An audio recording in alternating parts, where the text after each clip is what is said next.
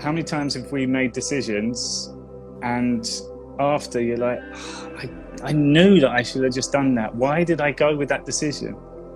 The soul knew, the ego took over and went otherwise. Relationships. How many people have been in a toxic relationship for a long, long time? And the soul knows that you should leave. The ego's like, no, I can change this person. I'm gonna work on them. I'm gonna change them. But it's the soul that deep down knows I should get out of this. But truth, that's fearful. That's unknown. That's scary. And the ego then pulls you back into your comfort zone. And usually that comfort zone is not the nice place to be.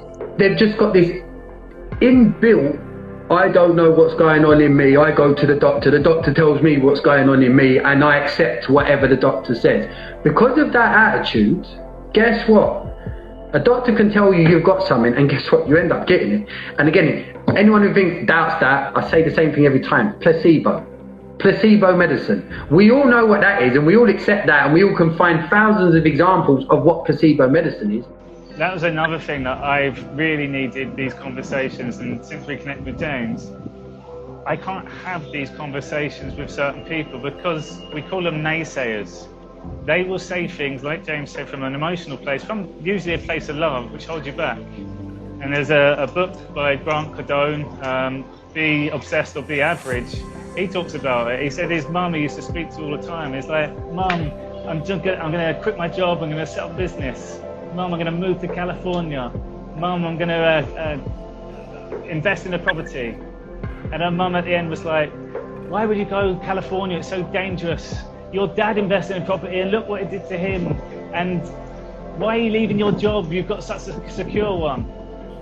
She's never had a job, she's never been California, and she's never had a business partner. But yet she has an opinion of all of them. And because we respect their opinion and we love them, usually we're like, oh. Everything with meaning comes from within, comes from your heart. That's in my experience. As soon as I let my brain, which I was always told, you're down with your heart, you're too emotional, you got to think with your head. Really? Really? Because funny enough, it's your head that gets, for the first God knows how many years of your life, gets sat in front of a television and fed all this stuff into your brain, which has no meaning whatsoever, but sets out for most people a path that they think they need to lead their life by. My heart, my soul, never was part of that journey. From the very first moment I came across the endocannabinoid system, and I had to keep the fight. I mean, and this is 8 years ago. Now you'll find people look into this, you'll find loads of information on it now. Back then it was fuck all other than a lot of medicinal transcripts, which it was English, but it was an English I never ever had experienced. So I was having to define what words meant to keep up with it. As soon as the penny dropped, I was like, oh my God. All it takes sometimes is just take a breath. Analyze what is going on, what is it why I'm stuck, why am I, and ask yourself more questions, because all of a sudden the answers actually seem quite simple. And like James said, all it takes is just the next decision to do something different to this stuckness. Does that answer it? You have got a massive ego which is completely preventing you, hi Sharon, from fulfilling your true potential. And that doesn't mean, I'm not saying that you need to be a pop star, or it's not about that. It's your soul's true potential, which is everything meaningful that, funny enough, for those of you that have got kids out there, is what you tell your kids is important. Being lovely, being joyful, sharing, all that nice good stuff that we know, hi Sharon, mean stuff. And then you've got your ego, which literally, unfortunately, 90% of the time dictates your life. Best question to ask. What's best case scenario? And they start stuttering. They can't answer it. And do you know why? False hope. And this is again some of the teachings that me and James do now. If we don't know our future, it hasn't happened yet. So if it hasn't happened, I want to know the best hope, because again, what we're putting in our mind, if I'm only focusing on that, I've got more likely that best hope's going to happen. So just from doing these conversations, because what happens is people now go into them with a bit of a toolbox. Okay, what's best case? And we'll say, what's the reaction of the doctor? Oh. And all of a sudden there's a trust there. Actually, I've got to go and do some more research on this, because these guys have said just a few things today. And I'm seeing already from experience that now I can start doing research. And this is the beauty of this. This is your life. Every good decision you've ever made comes from your soul.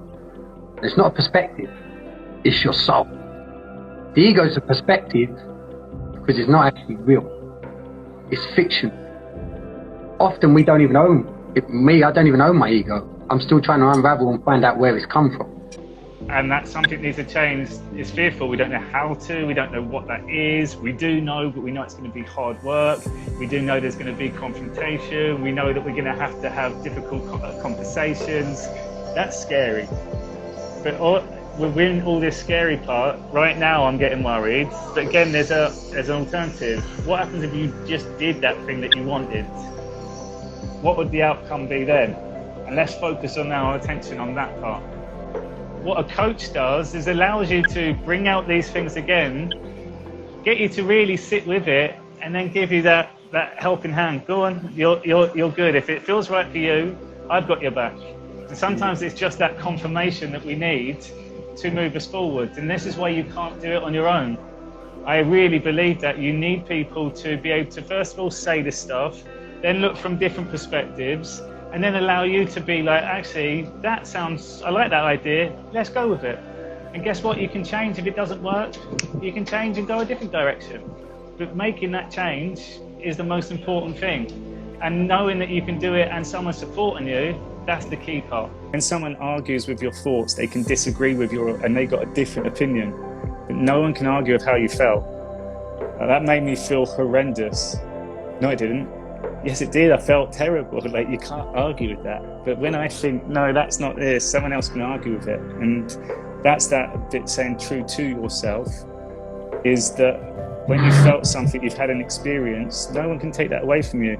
The ego will deny it. Other people will deny it. And then we suffer, our soul suffers, because we're like, actually, no, that isn't real. And your soul's going, it is. I'm telling you, it is. If you were to close your eyes and think about, just initially think about, okay, this is my place, this is what's making me unhappy, right, I understand that and I accept it, right, what's my alternative? To be happy. What does that look like? I guarantee the first thing will be to not be in the situation that I'm currently in. It really is that simple.